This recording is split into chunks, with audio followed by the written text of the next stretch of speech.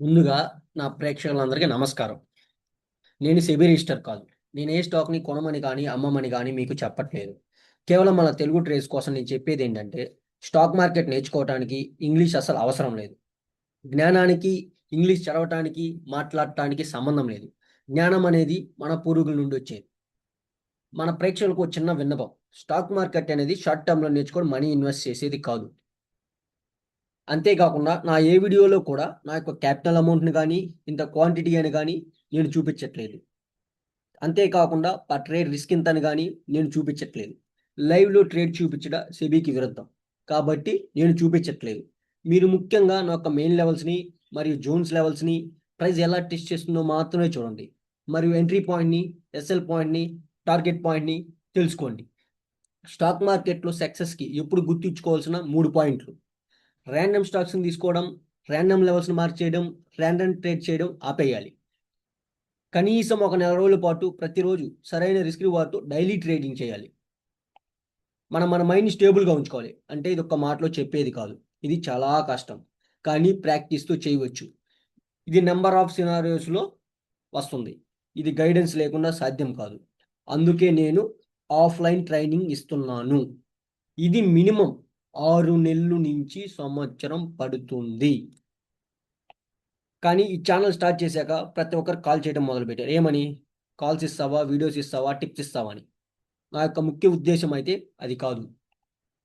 మీలో ఎవరికైనా ఇంట్రెస్ట్ ఉండుంటే నన్ను రీచ్ అవ్వగలరు. నా నంబర్ డిస్క్రిప్షన్‌లో ఉంటది. నేను ఇలానే రోజు వీడియోస్ పోస్ట్ చేస్తూ ఉంటాను. దాని ద్వారా గూడా మీరు నాలెడ్జ్ పొందవచ్చు. మీకేమన్నా డౌట్స్ ఉంటే కామెంట్స్ రూపంలో అడగండి. మనం వీడియోలోకి పోయే ముందు ఈ వీడియో నచ్చినట్లయితే లైక్ చేయండి, షేర్ చేయండి, సబ్స్క్రైబ్ చేయండి.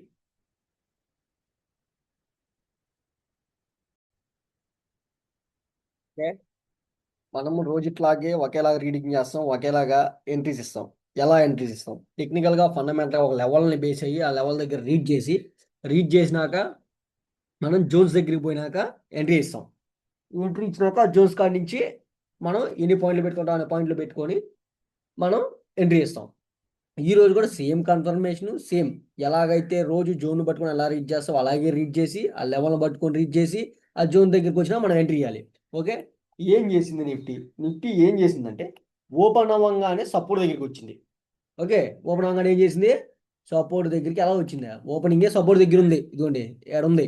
ఈడొచ్చినాక కంటే జోన్‌నయితే టచ్ అయిపోయింది. టచ్ అయిపోయినాక ఏం చేసింది? టచ్ అయిపోయినాక జోన్ మొత్తాన్ని చెప్పాగా ఒక్కసారి ఇది ట్రెండ్‌కి ఫేవర్‌గా అంటే ట్రెండ్ డౌన్ ట్రెండ్.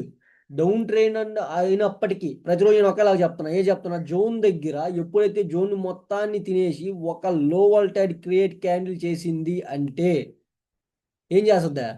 అది నిజంగానే ట్రెండ్‌కి ఫేవర్ కాదు. సెల్లింగ్ ట్రెండ్‌లో ఉంటే మాత్రం బీభత్సంగా పై ఎళ్ళిపోద్ది. సెల్లింగ్ ట్రెండ్ అయ్యుంటే. ఇప్పుడేంది బయింగ్ ట్రెండ్‌లో లో వోల్టైల్ క్యాండిల్ క్రియేట్ చేసింది. లో వోల్టైల్ క్యాండిల్ క్రియేట్ చేసింది ఓకే. క్రియేట్ చేసినాక ఏం చేసింది? కన్ఫర్మ్ చేసింది. పైకి ఎళ్తానని. పైకెళ్తానని కన్ఫర్మ్ చేసినాక నువ్వు ఎక్కడి నుంచి ఎంట్రీ తీసుకోవాలి? నువ్వు ఎప్పుడు ఎంట్రీ తీసుకోవాలి? ఎప్పుడు ఎంట్రీ తీసుకోవాలంటే రీటెస్ట్‌కి వచ్చినప్పుడే నువ్వు ఎంట్రీ తీసుకోవాలి. ఎప్పుడైనా గాలిలో ఉన్నప్పుడు ఇప్పుడు గాలిలో వెళ్ళిపోతుంది నీకెందుకు? 500 పాయింట్లు వెళ్ళిపోయింది నీకెందుకు? ఎప్పుడు పెడతారు జనాలు పెట్టుబడి? కన్ఫర్మేషన్ లెగ్‌లో ఉండాలని ఎవరు అనుకోరు. ఎప్పుడైతే రీటెస్ట్‌కొస్తదో అప్పుడే ఎంట్రీ తీసుకోవాలనుకుంటారు. ఇప్పుడు రీటెస్ట్‌కొచ్చిందా? రీటెస్ట్‌కి ఎక్కడికి రావాలో గూడా నేను లెవెల్ గీసి పెట్టున్నా. ఈ లెవెల్ దగ్గరికొచ్చినాక ఎప్పుడైతే మళ్ళీ 2 క్యాండిల్‌ని బ్రేక్ చేస్తుందో ఇదైనా తప్పే. కాపోతే ఆకాశంలో ఉంది. కానీ తప్పే. ఒక రిస్క్ అయితే చేయాలి. రిస్క్ ఎందుకు చేయాలంటే ఇప్పుడు ప్రైస్ ఈడ దాకా వచ్చే యత్నంలో హడులు తగిలేది మాత్రం ఇదే. ఇది హడులు తాగద్ది. హడులు తగిలినప్పుడు ఇక్కడి నుంచి 2 క్యాండిల్‌ని బ్రేక్ చేస్తుంటే ఎంట్రీ తీసుకుంటాం. ఎందుకంటే దీనికి రెసిస్టెన్స్ లేదు. రెసిస్టెన్స్ లేదు అంటే పైకి పోవడానికి ట్రై చేస్తది. పైకి పోవడానికి ట్రై చేస్తది. అసలు దీని లోపల నీకసలు ఎంట్రీ చూపియదు ముందు. చూపించిన ఎస్ఎల్ పోయినా జెన్యూన్‌గానే ఇక్కడ ఒక ఎస్ఎల్ పోద్ది. నీకు రెసిస్టెన్స్‌లు ఇక్కడ ఎక్కడ కనపడట్ల. రెసిస్టెన్స్‌లు ఇదిగో ఇక్కడ ఎక్కడో ఉంది రెసిస్టెన్స్. ఎక్కడుంది? ఇక్కడ ఎక్కడో ఉంది. ఇక్కడి దాకా ఎళ్ళాలిగా, ట్రావెల్ జరగాలిగా. ట్రావెలింగ్ అయితేనేగా ఇప్పుడు రీటెస్ట్‌కొచ్చిందిగా. ఇందాక ఎళ్ళేది అదే ఫ్లోలో ఎళ్ళిపోవచ్చుగా ఈడకి. ఎందుకు ఎళ్ళిపోలేదు? మళ్ళీ ఎందుకొచ్చింది? అంటే రీటెస్ట్‌కొచ్చింది. రీటెస్ట్‌కొచ్చినాక ఇప్పుడు ఎప్పుడు 2 క్యాండిల్‌ని బ్రేక్ చేస్తది? ఇది లెవెలు. ఇది లెవెలు.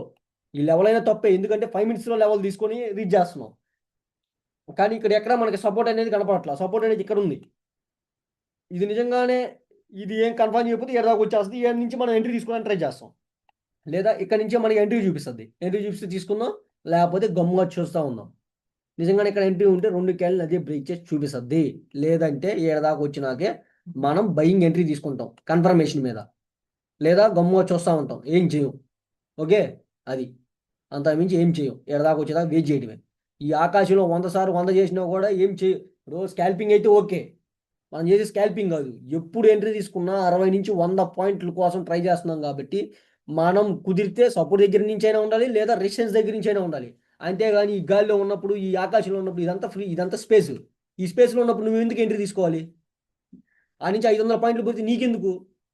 ఇది ఎక్కడికి పోయింది, ఇంత పెద్ద క్యాండిల్ వేసింది, ఇంత పెద్ద క్యాండిల్ వేసినా కూడా బై చేసే వాళ్ళు ఉంటారు, ఇంకా పోతుంది. పోనీ పోతే పోనీ, నువ్వు కన్ఫర్మేషన్ తీసుకొని నీట్గా వచ్చినప్పుడు తీసుకుంటే కనీసం నువ్వు ఎస్ఎల్ ఇచ్చినా కూడా జెన్యున్ ఎస్ఎల్. ఎందుకంటే ఎక్కడెక్కడి నుంచి పోవాలో తెలుసు, ఇక్కడి నుంచి పోవాలి, లేదా సపోర్ట్ దగ్గరికి వచ్చేస్తుంది. వచ్చినప్పుడే తీసుకో. ఇక్కడి నుంచి ఎందుకు సేల్ చేయాలి? ఈ కొంచెం కోసం సేల్ చేస్తావా? సేల్ చేయుగా. లేదా మొత్తం ఈ జోన్ మొత్తం కిందకి బ్రేక్ చేయాలి. ఈ కింద బ్రేక్ చేసినా కూడా రీటెస్ట్కి వస్తుంది. రాలేదా ఈ రోజు కంటే, దానికి అర్థం ప్రతిరోజు 7 రోజులు అలాగే జరుగుతుందిగా.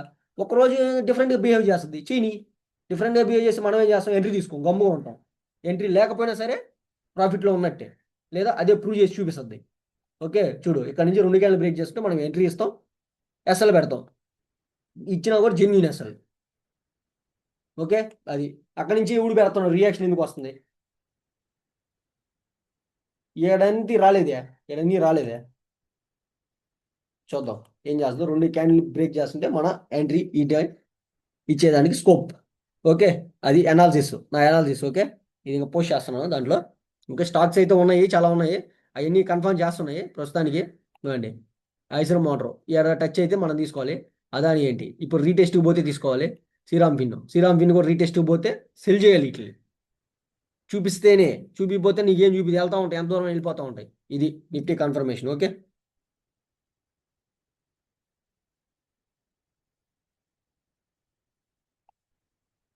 నువ్వు ఇక్కడ నుంచి 2 క్యాండిల్ బ్రేక్ చేస్తుంటే ఎంట్రీ అయితే తీసుకోవచ్చు నిఫ్టీలో, జెన్యూన్ ఎస్ఎల్. లేదా ఎడదాకా వచ్చేదాకా వెయిట్ చేయి.